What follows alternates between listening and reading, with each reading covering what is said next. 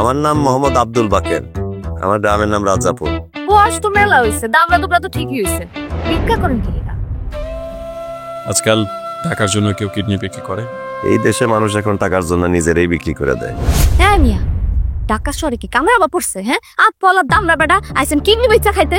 আমার কিছু সহজ শর্ত আছে, আপনারা যদি আমার শর্ত মেনে নেন তাহলে আমি একটা কিডনি দিব, আর যদি শর্ত না মানেন সরাসরি উপকূল এক্সপ্রেস ধরে রাজাপুরে চলে যাব। কিডনি তো তোমার আব্বা দিচ্ছেন না, দিচ্ছেন উনি।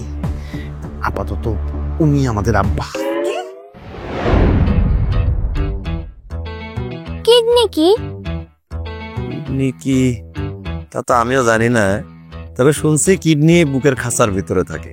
দেখেন, আমার কিডনির টাকা আমার অগ্রিম দিতে হবে। অপারেশনে তো আমি মারাও যেতে পারি, তাই মারা যাওয়ার সময় আমার টাকা আপনার কাছে রেখে যেতে চাই না। এই যে আপনার টাকা। এই টাকাগুলা কি আসল নাকি জাল? আপা, আপা ভাই, বাকি সাহেব তো নাই। তোমাকে আমি আগেই বলেছিলাম যে তুমি টাকাগুলো দিও না এখন। বাকের নামে একজন মানে গেস্ট হিসেবেই ছিলেন আর কি, প্রতারক 5 লাখ টাকা নিয়ে পালিয়ে গেছে।